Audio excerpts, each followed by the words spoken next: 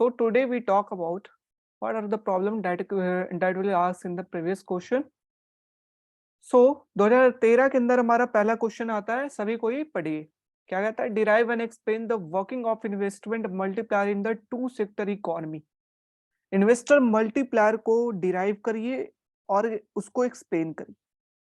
Investor multiplier, multiplier तो हम लोगों ने पढ़ रखा है कि मल्टीप्लायर किसे कहते हैं, लेकिन आज क्या है? Investor multiplier. तो देखते हैं इन्वेस्टर मल्टीप्लायर के बारे में। तो first of all, what is investment multiplier?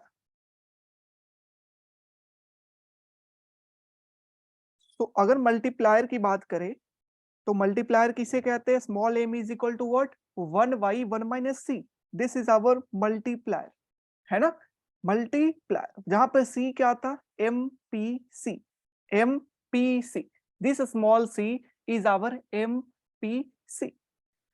तो ये मल्टीप्लायर है, लेकिन इन्वेस्टमेंट मल्टीप्लायर की बात है और ये टू सेक्टर इकोनॉमी है। तो टू सेक्टर इकोनॉमी में क्या होता है? जहां पे गवर्नमेंट परचेज जीरो होता है और नेट एक्सपोर्ट जीरो होता है। We know what y is equal to, we know y is equal to c plus I plus G plus nx। ये जीडीपी को कैलकुलेट करने का फार्मूला था। टू सेक्टर में क्या होता है? जी और nx की वैल्यू जीरो है, तो बाकी क्या बच गया? y is equal to C plus I. y is equal to C plus I, मतलब कि टोटल हमारा इनकम में क्या चेंजेस आएगा? वो कंजम्पशन में चेंजेस प्लस इन्वेस्टमेंट में चेंजेस, ठीक है ना? टोटल हमारा इनकम में क्या चेंज आएगा? वो होगा कंजम्पशन में कितना चेंज हुआ और इन्वेस्टमेंट में कितना चेंज। तो अगर बात करें कंजम्पशन में चेंजेस, तो कंजम्पशन में चेंजेस अगर इसे हम डिवाइड करें किससे? y से। पूरे को डिवाइड करते y से, डिवाइडेड बाई y। तो ये हमारा इधर क्या बन जाएगा? 1, और इधर हमारा क्या बन जाएगा? c, that is c bar c by del y। क्या होता है ये? Small c, MPC। जो लेक्चर्स देख रखे उन्हें पता है कि change in consumption by change in income is what? Small c। Plus what? Investment में कितना चेंज हुआ एज कंपेरिजन टू इनकम। तो इसे क्या कहते हैं? Investment multiplier. इन्वेस्टमेंट मल्टीप्लायर इसे, और इसे अगर कैलकुलेट करें तो क्या बन जाएगा? 1 - c is equal to investment multiplier. तो ये हमारा इन्वेस्टमेंट मल्टीप्लायर क्या बन जाएगा? 1 - c is equal to investment multiplier. Also इसे हम क्या कह सकते हैं? MPS। MPS is equal to investment multiplier, ठीक है ना? Investment multiplier. So this is our कि इन्वेस्टमेंट मल्टीप्लायर किसे कहते हैं और कैसे डिराइव किया जाता है। तो एमपीएस क्या होता है? Value 1 - c। वही तो जानते थे कि c is equal to MPC, 1 - c is equal to MPS. So MPS is investment multiplier. अब आगे क्वेश्चन क्या कहता है? If the marginal propensity to save, MPS का वैल्यू कितना दिया है? 0.01। What is the value of multiplier? What is the value of multiplier? ठीक है ना? What is the value of multiplier? तो देखिए, अगर मल्टीप्लायर जी, तो देखिए जो फार्मूला मल्टीप्लायर का होता है ना, वही फार्मूला सेम टू सेम किसका होता है? इन्वेस्टमेंट मल्टीप्लायर का होता है। ये नीचे में क्या है? एमपीएस है, समझ रहे ना? एमपीएस है। तो जो फार्मूला मल्टीप्लायर का है वही फार्मूला इन्वेस्टमेंट मल्टीप्लायर का है, ठीक है ना? दोनों तरफ हम क्या करेंगे? दोनों तरफ हम रेसिप्रोकल लेंगे और इस तरीके से हमारा ये आता है del Y by del I is equal to investment multiplier. कि इन्वेस्टमेंट में कितना चेंज होने के कारण इनकम में कितना चेंज होता है, that is known as investment multiplier. और इसे अगर सही तरीके से अगर करना है तो हमें क्या करना? पलटना पड़ेगा, और पलटने के लिए रेसिप्रोकल लेना पड़ेगा, और रेसिप्रोकल लेंगे तो ये हमारा फॉर्मूला क्या बन जाएगा? 1/MPS या 1 - c is equal to investment. समझ रहे? तो गिवन है आपके क्वेश्चन के अंदर कि क्या दिया है कि एमपीएस की वैल्यू 0.1 है, 0.1। Then what will be the value of multiplier? तो भैया सी की वैल्यू, ये एमपीएस की वैल्यू दे रखा है 0.01, तो बताइए कितना होगा मल्टीप्लायर? तो सिंपली पॉइंट को हटाइए, ऊपर 100 आएगा, 100/1 इज इक्वल टू 100। हमारा क्या? Investment multiplier. गेटिंग ना? So this is our multiplier. Next one is what? If MPS is increases to 0.1. तो पहला हमारा था बी का फर्स्ट कि अगर एमपीएस 0.1 है तो मल्टीप्लायर क्या होगा. सेकेंड बोल रहा अगर एमपीएस हमारा 0.1 है तब मल्टीप्लायर क्या होगा. तो एमपीएस इस बार 0.1 है. अच्छा, तो यहां पर हम डिनोमिनेटर क्या होता है एमपीएस, तो 0.1 वैल्यू पुट करेंगे, पॉइंट हटाइए, ऊपर 10 बाई 1 is equal to 10. So this is what, हमारा 10 हमारा ये मल्टीप्लायर है. Any doubt? 10. Yes, well done, Hitat. Well done, Mike. Next one is other thing remains same. How would be the effect of level of income affected when the MPS is increases from 0.1 to 0.01 to 0.10? कैसे effect पहुंचेगा level of income पे? क्योंकि multiplier यहाँ पे देखिए ये क्या है 0.01 है, यहाँ पर क्या है 0.1 है. तो बताइए क्या इफेक्ट पहुंचेगा लेवल ऑफ इनकम पे? मल्टीप्लायर बढ़ने के कारण क्या इफेक्ट पहुंचेगा लेवल ऑफ इनकम पे? तो ऐसे आप सोचिए कि हम लोग क्या पढ़े हैं, या सिंपल तरीके से अगर 1 रुपए, अगर बात किया जाए कि 1 रुपए सरकार ने इकोनॉमी के अंदर डाला और मल्टीप्लायर हमारा कितना है भैया, यहाँ पे 100 है. मल्टीप्लायर कितना है भैया, यहाँ पे वैल्यू 0.01 दे रखा था एमपीएस की वैल्यू, तो मल्टीप्लायर कितना है 100. तो 1 रुपए सरकार के डालने के कारण 1 रुपए सरकार ने इकोनॉमी के अंदर दिया, जिसके कारण इनकम के अंदर कितना इंक्रीज हुआ, इनकम के कारण कितना इंक्रीज हुआ, इसके वैल्यू 100 इनकम का वैल्यू इंक्रीज हुआ 100 रुपीज. समझ रहे? 1 रुपए के कारण इकोनॉमी के अंदर 100 रुपीज की इंक्रीजमेंट हुई, बिकॉज मल्टीप्लायर की वैल्यू 100 और ऑटोनोमस पार्ट वो कितना सरकार ने 1 रुपए. तो ये 0.01 अगर था तो हमारा 100 रुपए बढ़ा. अगर 0.1 है तब कितना होगा हमारा इनकम, तो 1/1 माइनस सी इंटू ऑटोनॉमस, 1 माइनस सी की वैल्यू दे रखा है 0.1 एमपीएस, दैट इज 1 माइनस सी, ए 1 इन ऊपर जाएगा 10 इंटू 1 दैट इज 10. मतलब 1 रुपए बढ़ने के कारण 10 रुपए इंक्रीज किया, क्योंकि मल्टीप्लायर 10 है, वहां पे मल्टीप्लायर 100 था, तो वहां पे 1 रुपए बढ़ने के कारण 100 रुपए इंक्रीजमेंट हुई. दैट्स वाई हम क्या कहेंगे कि भैया मल्टीप्लायर बढ़ने के कारण, समझ रहे ना, जो मल्टीप्लायर हमारा था एमपीएस की वैल्यू बढ़ने के कारण 0.01 से 0.1 हो जाने के कारण हमारा मल्टीप्लायर डिक्रीज करेगा, हमारा इनकम डिक्रीज करेगा.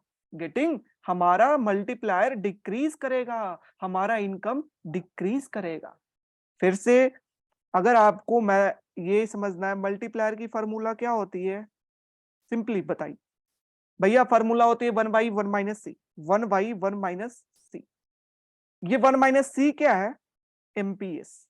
एमपीएस. तो सिंपली अगर एमपीएस की वैल्यू बढ़ेगी, अगर एमपीएस की वैल्यू बढ़ेगी, डिनोमिनेटर बढ़ेगा तो न्यूमरेटर क्या होगा, कम. उसी तरीके से अगर एमपीएस की वैल्यू कम होगी तो ऊपर क्या होगा, ज्यादा. तो यहां पर क्या हो रहा है, एमपीएस की वैल्यू बढ़ रही है, 0.01 से 0.1 हुई, तो इसकी वैल्यू अगर बढ़ेगी तो लेवल ऑफ इनकम के अंदर क्या चेंजेस आएगी, कम होगी, बिकॉज मल्टीप्लायर डिक्रीजेस. और मल्टीप्लायर जब डिक्रीज करेगा तो मल्टीप्लीकेशन होकर लेवल ऑफ इनकम में क्या होगा, डिक्रीज करेगा. दैट्स वाई हमारा इनकम लेवल डिक्रीज करेगा. समझ में आया? सभी को ये क्वेश्चन समझ में आया? देखिए इन्वेस्टमेंट मल्टीप्लायर आपको डेरिवेशन भी अगर नहीं याद है, बस इतना याद रखना है भैया, जो मल्टीप्लायर होता है ना वही इन्वेस्टमेंट मल्टीप्लायर होता है, हुबहू. दैट इज 1/1 माइनस सी. समझ रहे? यहाँ पे एमपीएस की वैल्यू दे रखा था, फिर बढ़ा दिया गया, फिर क्या हुआ, बढ़ाने के कारण एमपीएस मल्टीप्लायर कम हुआ, income come. All of you getting my point? Everyone, every single person, yes or no? Yes or no?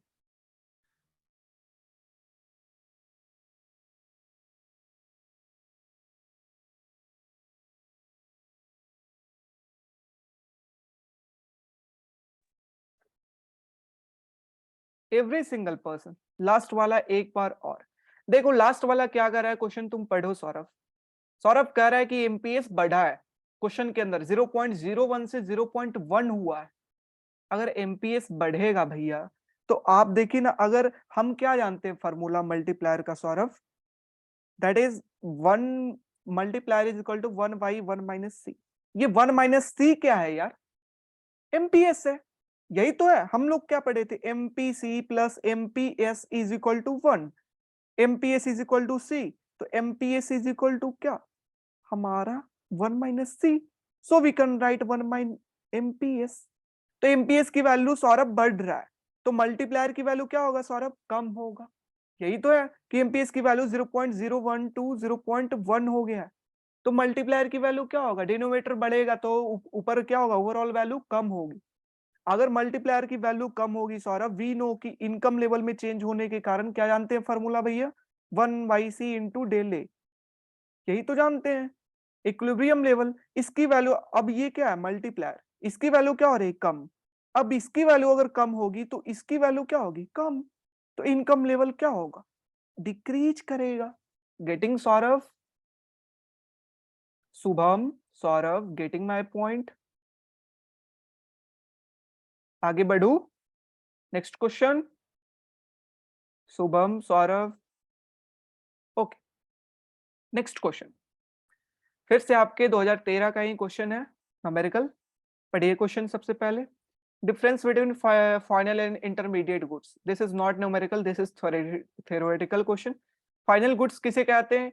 वैसा गुड्स जिसका इन प्रोडक्ट हो, वैसा गुड जिसका एंड प्रोडक्ट हो, मतलब कि वो सिंपल, अगर सिंपल लैंग्वेज में बात करें, कोई बिस्किट है तो उसको खा लिया, खत्म हो गया, तो वो क्या एंड है, उसका उसके बाद कोई यूज नहीं आने वाला। बट इंटरमीडिएट गुड्स किसे कहते हैं? बिस्किट बनाने में वीट का यूज आया हो, वैसा गुड जो दूसरे गुड्स को बनाने में यूज आता हो, उसे क्या कहते हैं? Intermediate good. लाइक गेहूं, गेहूं बिस्किट के बनाने में यूज आया हो, तो गेहूं is A intermediate goods. So this is the difference between final and intermediate. Okay, क्या बोल रहे हो प्रीतम? बट बाई हाउ मच, मतलब नहीं समझा कि इंक्रीज और डिक्रीज कितना अमाउंट से हुआ ये? बिकॉज यहाँ पर ऑटोनॉमस पार्ट नहीं दे रखा है प्रीतम, यहाँ पे नहीं दे रखा है। हम कहेंगे कि जो, but how much, how much में क्या कहेंगे कि यहाँ पर डिक्रीज कर रहा है डिवाइडेड बाई 10 से, ऊपर 100 और नीचे 10, तो ये कितना 10 अमाउंट से डिक्रीज कर रहा है। समझ रहे हो ना कि ये मल्टीपल किसका है? 10 का, तो उससे वो डिक्रीज कर रहा है। Getting? So next one, given the consumption function, क्या हमारा कंजम्पशन फंक्शन गिवन है? गिवन कंजम्पशन फंक्शन है ये, c is equal to 100 plus. देखिए बिल्कुल इजी है न्यूमेरिकल, मैं आपको गारंटी देता हूं, आप अगर 1 से 2 घंटे आज वर्क करते तो आपके हाथ में न्यूमेरिकल क्वेश्चन रहेगा, सबसे इजीली, जो आप 5 से 10 मिनट के अंदर आप वहां से मार्क्स उठा सकते हैं। समझ रहे? आप सिर्फ 1 से 2 घंटा दी, क्योंकि वो सेम चीज है जो बार बार पूछा जा रहा है। आप देखेंगे 15 के बाद ट्रेंड आया, 15, 16, 17, 18, 19, सारे में एक ही क्वेश्चन पूछा जाता है, और मैं सारे को अभी सॉल्व कराऊंगा और आपसे सॉल्व कराऊंगा। तो सभी को मैं कर रहा हूं कि मेरे साथ साथ प्रैक्टिस आप कॉपी के ऊपर भी करिए, क्योंकि एग्जाम में आपको लिखना है, मेरे को नहीं। ठीक है ना?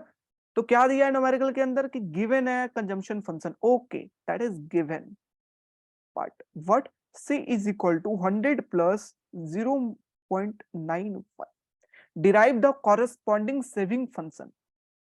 सेविंग फंक्शन को भैया डिराइव करिए। ओके ओके, तो पहला क्वेश्चन सॉल्व करने के लिए हम क्या जानते हैं कि देखिए, किसी के पास इनकम है ना भाई, तो वो चाहे तो कंजम्पशन के अंदर, चाहे तो वो खाए पिएगा और चाहे तो उसे सेव करेगा, चाहे तो कंजम्पशन करेगा चाहे तो सेव करेगा। अब हमसे पूछा, बताइए सेविंग का क्या होगा, तो सी को कहां ले जाए? इधर। तो y minus C is equal to what? s।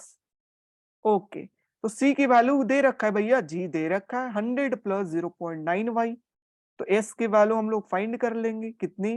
y minus 0.9y minus 100 is equal to s। y common निकाले, 1 minus 0.9 minus 100 is equal to s। So what?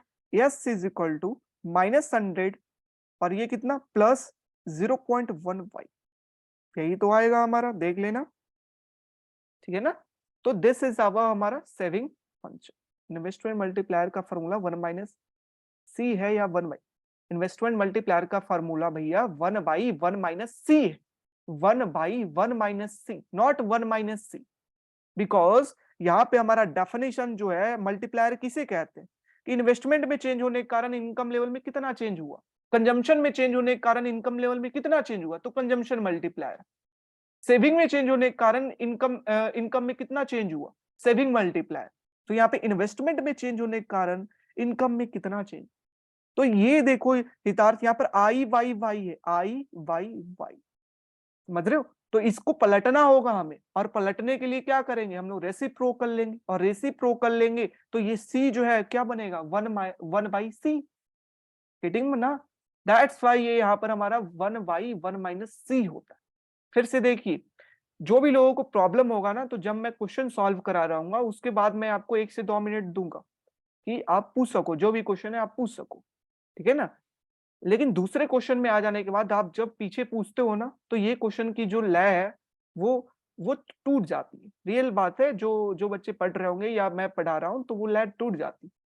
इसलिए भाई जिसको भी पूछना है क्वेश्चन के बाद 1 से 2 मिनट के अंदर आपको जो भी क्वेश्चन है आप पूछ लीजिए, बिकॉज नेक्स्ट क्वेश्चन का मतलब है आपका सारा दिमाग वहां होना चाहिए, वो कॉन्सेप्ट के अंदर से, ठीक है। So this is our saving function.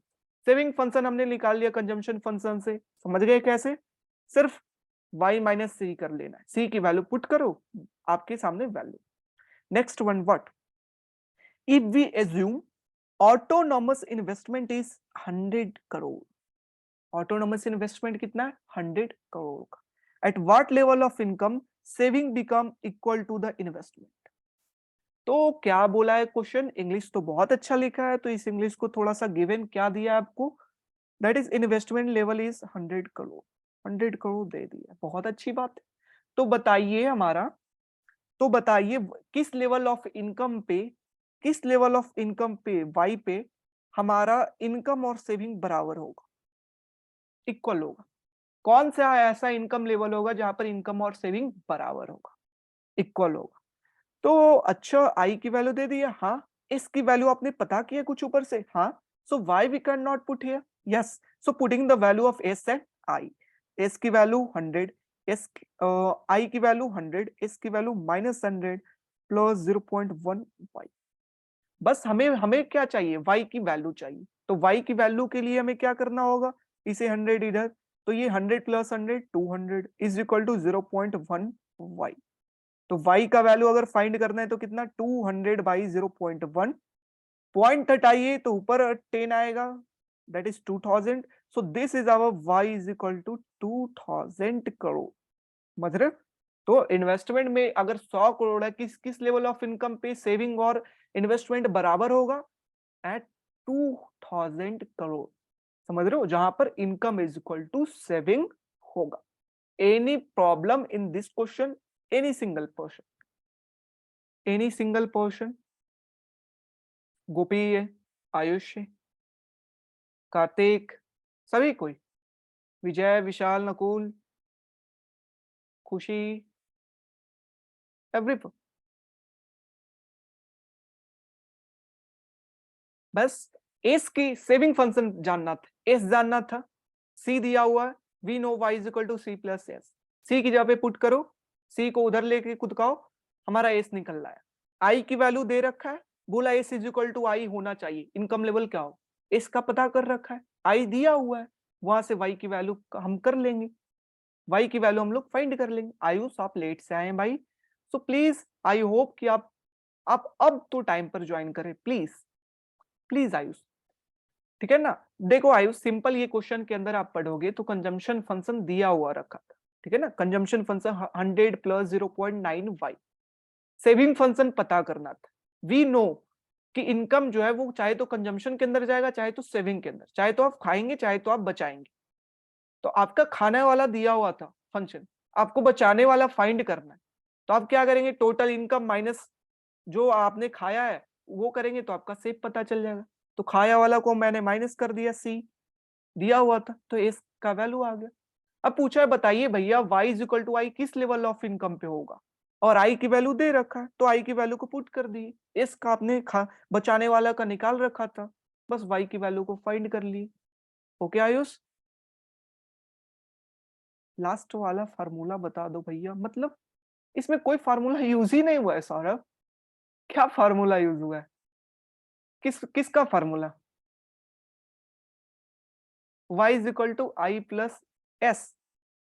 No no no Saurabh, किस लेवल ऑफ इनकम पे हमारा सेविंग जो है वो इन्वेस्टमेंट के बराबर होगा, बताइए। ये क्वेश्चन पूछा था। आप अच्छे तरीके से जो इंग्लिश ये इतना अच्छा से लिखा पढ़िए कि ऑटोनोमस इन्वेस्टमेंट अगर हमारा 100 करोड़ है तो किस लेवल ऑफ इनकम पे saving become equal to the investment. There is no formula. यहाँ पे ये बोला है कि S is equal to I होना चाहिए। उसके लिए क्या करेंगे, एस की वैल्यू पता है, आई की वैल्यू दे रखा है, वाई इसके अंदर है, वाई की वैल्यू फाइंड कर लेंगे। Getting Saurabh? There is no formula. Saurabh? Okay okay. Next question, read first of all of you read this question.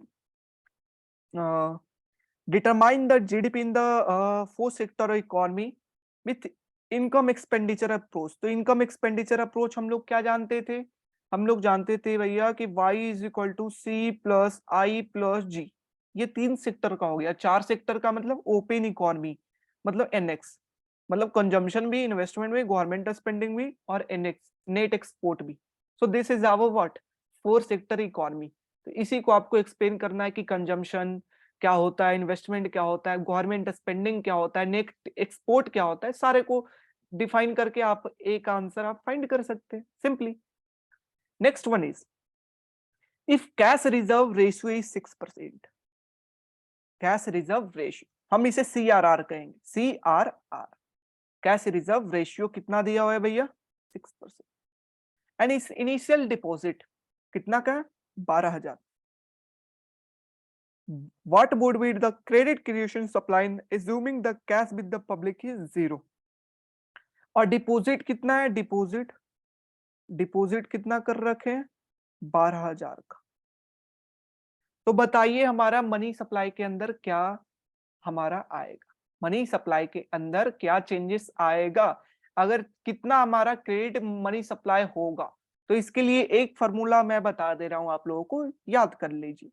That is money supply is equal to, अगर CRR की फॉर्मूला आएगा ऐसे ऐसे अभी तो नहीं पूछता है, अभी के टाइम में ये क्वेश्चन नहीं चल रहा है, लेकिन पता ना पूछ दे या ना पूछे कि मनी सप्लाई पता करना है। जब CRR की वैल्यू दे रखा है, बोला है कि इतना डिपॉजिट किया है, CRR इतना है, कितना पैसा रखना है RBI के पास जाकर के बैंक को, दैट इज CRR कितना? 6%। 100 रुपए में 6 रुपए जाकर के RBI के पास जमा कर देना है, ठीक है ना?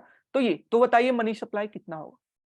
ठीक, तो देखिए money supply is equal to क्या होता है? 1/CD that is CRR into जो भी डिपॉजिट दे रखा है, जो भी डिपॉजिट दे रखा है, समझ रहे? 1/CRR इनटू जो भी डिपॉजिट दे रखा है। तो CRR की वैल्यू कितनी दे रखी है? समझ रहे? CRR की वैल्यू कितनी? 6%। इसको पॉइंट के अंदर कन्वर्ट करें, 0.06। 100 से आप डिवाइड करेंगे तो कितना बनेगा? 0.06। डिपॉजिट कितना है? 12,000 का, और इसे आप ऊपर लेकर के जाएंगे तो आपका कितना बन जाएगा? ये 100/6 इंटू 12,000, और जो भी वैल्यू आएगी वो हमारा क्या आएगा? मनी सप्लाई इकोनॉमी के अंदर। समझ रहे? मनी सप्लाई इकोनॉमी के अंदर। तो इस तरीके से फाइंड करेंगे, ठीक है? इस तरीके से फाइंड करेंगे। नेक्स्ट तरीके से फाइंड करने का देखिए किस तरीके से। तो डिपॉजिट, रिजर्व और मनी सप्लाई। पहला तरीका तो वो हुआ सिंपलेस्ट तरीका कि उस तरीके से हम फाइंड करेंगे। नेक्स्ट तरीका हुआ कि डिपॉजिट कितने का है भैया? 12,000 का भैया। रिजर्व कितना रखना है? 6%। तो 12,000 का 6% आप फाइंड कर सकते हैं या नहीं? तो अगर बात किया जाए 1% 12,000 का कितना होगा? 120। 120 तो 6% 720, मतलब 720 रुपए आपको क्या रखना है? रिजर्व के अंदर रखना है बैंक को। 12,000 आपने जमा किया, 720 बैंक को RBI के पास रख देना है, दैट इज रिजर्व CRR के फॉर्म में 720। तो बाकी जो पैसा बचेगा वो किसके पास रहेगा? बैंक के पास, जिसको वो लोन में यूज कर सकता है। तो 12,000 minus 720, that gives us what? That gives us what? How much? कर लिया जाए 12,720 9 2 11 280, मतलब 11,280 जो है वो बैंक के पास अवेलेबल है पैसा, जिसको ये किसी इंसान को लोन पे दे सकता। अच्छा, ये आपने जमा किया, अब ये बैंक किसी को इतना अमाउंट लोन पे दे दी, कितना अमाउंट? 11,280। अब वो इंसान इनडायरेक्टली वे में, इनडायरेक्टली वे में उसने पैसा लिया, क्यों खरीदने के लिए? कार खरीदने के लिए। और कार वाले ने फिर से कहा आया जमा करने के लिए? बैंक वाले के पास। तो बैंक वाले के पास फिर से कितना अमाउंट आ गया? 11,280। अब इसका 6% आपको क्या करना है? रिजर्व के अंदर रखना है। तो इसका 6% हम निकाल देंगे, जितना होगा कि इतना अमाउंट उसने जमा किया बैंक के पास, उसका अमाउंट का 6% रखो, और बाकी जो अमाउंट होगा, जो भी आएगा यहाँ पर उसको माइनस कर देंगे, और जो अमाउंट होगा वो बैंक के पास अवेलेबल होगा लोन देने के लिए। हम लोग फाइंड कर लेंगे थ्रू थ्रू कैलकुलेटर, या फिर ऐसे भी 6% हम लोग फाइंड कर सकते हैं। मैं इसको आपके ऊपर छोड़ता हूं। तो ये बैंक वाले के पास फिर से पैसा आ गया, 6% को छोड़ करके बाकी पैसा फिर से ये किसी को देगा, फिर से बैंक वाले के पास जमा करेगा, फिर यहाँ पर डिपॉजिट करेगा, फिर उसमें में से रिजर्व रखेगा, फिर ये उतना अमाउंट लोन देने के लिए अवेलेबल होगा, फिर ये किसी और को देगा, and this process goes on. तो आप इस तरीके से भी आप फाइंड कर सकते हैं। That is the basic way, कि बेसिक तरीके से कैसे आप फाइंड कर सकते हैं। ओके, ये Saurabh, I don't know about the correct answer, because मैं यहाँ पर आंसर नहीं लेकर के आऊं, मैं सिर्फ यहाँ पे कॉन्सेप्ट लेकर के आऊं। करेक्ट ही होगा अगर सही कैलकुलेशन की होगी, ठीक है ना? Okay, so this is the another way to find, but the simplest way is this one. किस तरीके से आप फाइंड कर, आपके पास टाइम है तो मैं आपको कहूंगा आप दोनों वे तरीका आप दिखा दे, ताकि कुछ भरा भरा लगे कॉपी, है ना? तो ये आप दोनों तरीका दिखा दे तो बेटर होगा। सो दिस इज, अगर हमारा क्वेश्चन आ गया CRR के ऊपर, तो कि CRR इतना है, डिपॉजिट इतना है, तो मनी सप्लाई के अंदर क्या चेंज आएगा, यही तो क्वेश्चन पूछा था। Okay, let's come to next question.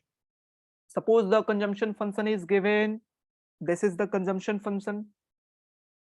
Any problem? किसी को प्रॉब्लम पिछले क्वेश्चन के अंदर? एनीवन? अगर समझ में आया तो यस, नहीं आया तो नो। शांत नहीं रहना, yes no. Are you understanding every single portion? Khushi, Himanshi, Gopi, everyone यार, yes.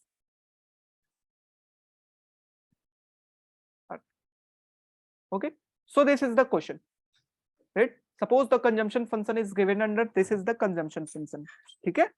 Okay, write the corresponding saving function। saving function लिखिए। तो सेविंग फंक्शन आप नहीं लिख सकते, आप सभी को लिखना चाहिए, सभी को, बिकॉज मैंने पिछले क्वेश्चन में ये बात कर चुका हूं। दैट इज सेविंग फंक्शन कैसे फाइंड करेंगे? y is equal to C plus S. S हमें पता करना है तो सी को उधर लेकर के जाइए, और सी का जो वैल्यू है भैया यहाँ पे पुट करेंगे। y माइनस कितना? 50 plus 0.75 C, 0.75 y, this is y, sorry this is y is equal to s। so y minus 0.75 y minus 50 is equal to s। तो ये y अगर कॉमन निकालते क्या बन जाएगा? 1 minus 0.75 minus 50 is equal to s। So after ये हमारा कितना हो जाएगा? 0.25 y minus 50 is equal to s।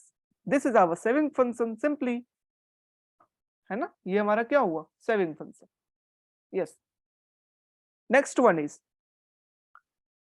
Eight what level of income would saving become zero? किस इनकम लेवल पे सेविंग हमारा जीरो होगा? तो यहाँ पर ये क्या बोला है कि सेविंग हमारा क्या होना चाहिए? जीरो। तो एस की वैल्यू क्या पुट कर देंगे? जीरो। और वाई की वैल्यू हम लोग फाइंड कर लेंगे simply.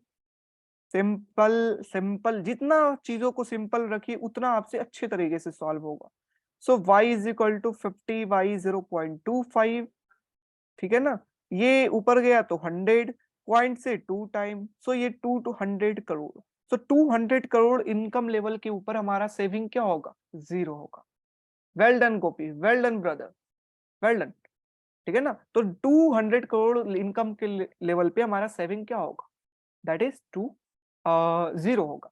Okay, so let's come to next part. क्या बोला? If the autonomous investment with the एव of consumption function is 200 crore. Autonomous investment कितना दिया है, तो सिंपली यहां पर से जैसे ही आप पढ़िए सिंपली सीधा लिखिए, और आई की वैल्यू दे दिया है 200 करोड़ की। At what level of income would saving will be equal to investment.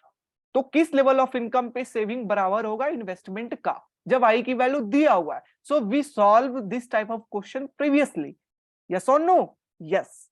जहां पर सौरभ ने भी सवाल उठाया था कि भैया बताइए कौन सा formula, no formula, S is equal to I के लेवल कौन सा इनकम लेवल होगा जहां पर S is equal to I होगा, जहां पर आई की वैल्यू 200 दे रखा है। एस का आपका पता है ना सेविंग फंक्शन, तो पुट कर दीजिए 0.25 y माइनस 50, आई की वैल्यू 200। अब आराम से इनकम लेवल आप फाइंड कर लीजिए, इज इक्वल टू 250। ये अगर y की वैल्यू, तो ये 250 y 0.25, पॉइंट हटाएंगे ऊपर 100 आएगा, ये 25250 दैट इज 10 टाइम। तो ये 1000 करोड़ इनकम लेवल है जहां पर सेविंग और इन्वेस्टमेंट इक्वल आएगा। यस और नो एवरीवन? आपको समझ में आ रहा है जितने भी पार्टिसिपेंट हैं? Vijay, Shubham, Pritam, Nakul, everyone, Hemant, Hitarth? yes, so this is the way. Next one, do you think larger saving leads to the larger national income? Do you think larger saving? तो ये हम लोग नेक्स्ट पार्ट में करते हैं, ओके?